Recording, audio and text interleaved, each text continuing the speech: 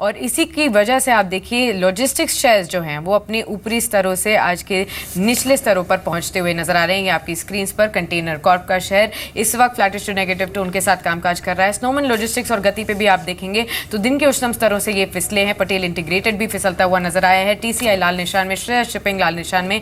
इस सभी शेयरों में कहीं ना कहीं वीकनेस का ट्रेंड देखने को मिल रहा है। लेकिन कौन से और पॉकेट्स हैं जहां पर एफएनओ मार्केट्स में अट्रैक्टिव बेट्स देखने को मिल रही है, बताने के लिए रजत हमारे साथ मौजूद है। डेरिवेटिव का एक्शन बताइए रजत। जी बिल्कुल, एक रेंज में कामकाज कर रहे हैं, लेकिन देखिए जब शुरुआत हुई थी यूरोपियन मार्केट्स की तो 0.25% के आसपास की तेजी देखने को मिली थी। यूरोपियन मार्केट स्लाइड हुए ऊपरी स्तरों पे और वही हर्ष इंडियन मार्केट्स का भी हुआ है। ऊपरी स्तरों पे 85 का आज के दिन पे हाई लगाने के बाद बाजार फिसले, लेकिन अभी भी इंपॉर्टेंट सपोर्ट जोन्स हैं मार्केट के पास। कह नहीं सकते कि मार्केट्स पे यहाँ से एकदम से लोअर साइड पे इतनी स्ट्रॉन्ग सेलिंग आज मार्केट पे देखने को मिल रही है। एक्सपेक्टेड है कि निचले से कुछ पुल बैक फिर से आता हुआ नजर आएगा। और ऊपर से सबसे बड़ा जो नतीजा अब HUL है जो बाजार क्लोजली ट्रैक कर रहा है, उसके बाद ही बाजार पे क्लियरली आइडेंटिफाई होगा कि क्या डायरेक्शन निकल के आती है। लेकिन आज जो तेजी के सौदे बने हैं, देखिए ये 8600 की कॉल इंपॉर्टेंट ये है कि आप 67 लाख शेयर्स कुल ओपन इंटरेस्ट में खड़े हैं। एक स्टिफ रेजिस्टेंस ऊपरी स्तरों पे बन गए। 8500 8400 की पुटें आज भी बिकी हैं मार्केट पे, सेलर्स आज भी हैं मार्केट पे, तो कहीं ना कहीं बेस फॉर्मेशन है जो हायर लेवल्स पे शिफ्ट होता चला जा रहा है 8400 8500 के लेवल्स पे। लेकिन जो स्टॉक्स आज काफी एक्टिव है उसमें CESC एक ऐसा स्टॉक 5% से ज्यादा ओपन इंटरेस्ट पे बिल्डअप, स्टॉक पे जोरदार तेजी, दिन के उच्चतम स्तर के बेहद करीब। इसके अलावा Ajanta pharma, in fact pharma stocks पिछले कुछ 1-2 ट्रेडिंग सेशन से काफी एक्यूमुलेट हो रहे थे। अजंता फार्मा ऊपरी स्तरों पे टिक नहीं पाया, शुरुआत इसने काफी बेहतर की थी, लेकिन auto pack completely outperformers, Tata Motors DVR, Tata Motors, Bajaj Auto, इन सभी स्टॉक्स पे आज के सत्र में तेजी देखने को मिली।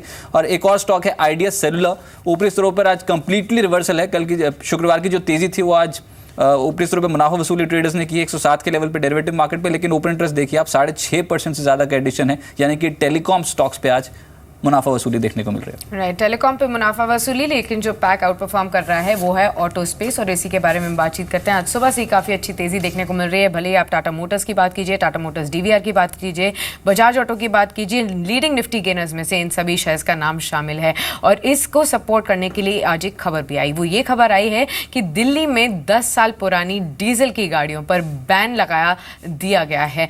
नेशनल ग्रीन ट्राइब्यूनल ने एक अहम आदेश देते हुए राजधानी में 10 साल से पुरानी सभी डीजल गाड़ियों पर तत्काल प्रभाव से बैन लगा दिया है। हालांकि ट्रकों को कुछ समय के लिए इस फैसले से दूर रखा गया है। इस खबर पर पूरी तरीके से चर्चा करने के लिए मेरे साथ अब असीम मनचंदा भी जुड़ चुके हैं। असीम, में बताइए क्या कुछ पूरा फैसला है NGT का?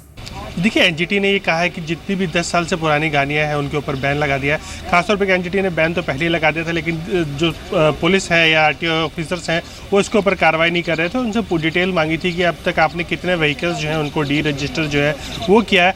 तो उन्होंने कहा कि हमने अभी तक एक भी व्हीकल को डी रजिस्टर जो है वो नहीं किया है और हम पेनल्टी लगा कर को छोड़ रहे हैं। लेकिन आज जब सुनवाई हुई तो NGT ने सख्त आदेश दिया कि आप जितने भी 10 साल से पुराने व्हीकल हैं उनको डी रजिस्टर जो है वो कर दीजिए। यानी कि कोई भी 10 साल से पुराना व्हीकल दिल्ली में रजिस्टर जो है वो नहीं रह पाएगा और वो चल भी नहीं पाएगा। अगर एक बार डी रजिस्टर हो गया उसको बाहर किसी स्टेट में जाकर के रजिस्ट्रेशन जो है कराना पड़ेगा। तो ऑटो कंपनियों के लिए एक पॉजिटिव खबर है, उनके लिए नई अपॉर्चुनिटीज़ जो है वो बढ़ेंगी, उनके लिए नई गाड़ियों की जो सेलिंग है वो बढ़ जाएगी। जो BS4 गाड़ियाँ लोग खरीदने को जो है ज़्यादा पसंद करेंगे, तो एक मजबूरी भी होगी उनकी खरीदना। तो एक ऑटो कंपनियों के लिए कि यहाँ पर एक पॉजिटिव खबर NGT की तरफ से आते हुए दिखाई दे रही है। डेफिनेटली एक पॉजिटिव खबर ऑटो स्पेस के लिए। शुक्रिया असीम इस पूरी खबर को बताने के लिए। साथ ही NGT के लॉयर का इस पूरी खबर पर क्या कहना है वो भी सुनवा देते हैं। 10 साल वाली जो पुरानी जो गाड़ियां हैं उसमें जो NGT के आदेश थे उसके तहत आज दिल्ली सरकार को आदेश दिए गए हैं कि आप उस आदेश का कंप्लायंस कीजिए। लेकिन साथ साथ जो केंद्र सरकार की तरफ से जो पहले एप्लीकेशन लगाई गई थी कि 10 साल पुरानी गाड़ियों से प्रदूषण नहीं होता, उस एप्लीकेशन पे NGT ने अभी दरवाजे खुले रखे हैं और उस पर दोबारा से डिस्कशन होगा, दोबारा से उस पर आर्गूमेंट दिए जाएंगे और जो भी रिपोर्ट्स हैं उन सारे रिपोर्ट और उन सारे डॉक्यूमेंट के आलोक में और उन सारे दस्तावेज के आधार पर NGT उस पर व्यापक आदेश करेगी। राइट, लेकिन अब बात कर लेते हैं बैंकिंग स्पेस से। ICICI बैंक की दिन के उच्चतम स्तरों के करीब ही अभी ICICI बैंक का शेयर कामकाज कर रहा है। और साथ ही आपको बता दें कि ICICI बैंक की सहयोगी कंपनी ICICI प्रूडेंशियल लाइफ ने IPO के लिए अर्जी दी है। ICICI बैंक का इशू के जरिए 12.65% तक की हिस्सेदारी बेचेगी और ये इंश्योरेंस सेक्टर में पहला सीधा IPO होगा। अब तक सीधे तौर पर कोई भी इंश्योरेंस कंपनी लिस्टेड नहीं है। ICICI प्रूडेंशियल लाइफ के इशू का साइज जो है वो 5,000 करोड़ रुपए के आसपास का है। ICICI आईसीआईसीआई बैंक की आईसीआईसीआई प्रू लाइफ में 68% तक की हिस्सेदारी है, जिसमें से 12.65% की हिस्सेदारी वो इस आईपीओ के जरिए बेचेंगे। इशू की लिस्टिंग साल के आखिर में हो सकती है।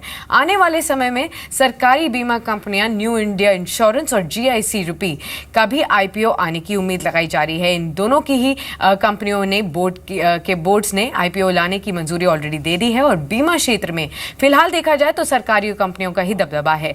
लाइफ इंश्योरेंस में एलआईसी का मार्केट शेयर करीब 70% है, जबकि 4 जनरल इंश्योरेंस मिलाकर 75 to 80% मार्केट पर अधिकार रखती हैं। चलिए साथ ही आपको ये भी बता देते हैं कि एक अच्छी खबर भारत के लिए। मॉर्गन स्टैनली ने 2016 के लिए भारत का जो जीडीपी ग्रोथ का अनुमान है उसे बढ़ाया है। मॉर्गन स्टैनली ने भारत का जीडीपी ग्रोथ अनुमान 7.5% से बढ़ाकर 7.7% कर दिया है। वहीं 2017 के लिए ग्रोथ का जो अनुमान है वो 7.7% से बढ़ाकर 7.8% कर दिया है। मॉर्गन स्टैनली के अनुमान के मुताबिक मार्च 2017 तक सीपीआई यानी कि रिटेल महंगाई दर 4.5% रह सकती है और साथ ही मॉर्गन स्टैनली के मुताबिक 2016-17 में आरबीआई ब्याज दरों में 0.5% तक की कटौती कर सकता है। चलिए साथ ही आपको बता देते हैं कि फ्लाइट्स की देरी या फिर रद्द करने पर एयरलाइंस की मुश्किलें और बढ़ गई हैं। उन्हें यात्रियों को इसके लिए भारी भरकम मुआवजा देना पड़ सकता है। डीजीसीए ने रिवाइज्ड कॉम्पनसेशन नॉर्म्स जारी किए हैं, जिसके मुताबिक उड़ान में 2 घंटे से ज़्यादा देरी होने पर या फिर फ्लाइट कैंसिल होने पर एयरलाइन कंपनियों को 10,000 रुपए तक का मुआवजा देना पड़ेगा, जबकि अगर एयरलाइन किसी भी यात्री को विमान में बैठने से मना करती है तो उसे यात्री को 20,000 रुपए तक का मुआवजा देना पड़ेगा। ये नियम 1 अगस्त से लागू भी हो जाएगा। अभी फ्लाइट्स के रद्द होने या फिर देरी होने पर यात्रियों को 4,000 का मुआवजा मिलता है। तो एक बड़ी खबर कंज्यूमर्स के लिए, लेकिन झटका एयरलाइन स्पेस के लिए। आप देखिए इसके बाद स्पाइस जेट के शेयर पे करीब 1.5% तक का नुकसान 63.15 के लेवल्स पर स्पाइस जेट कामकाज करता हुआ नजर आ रहा है।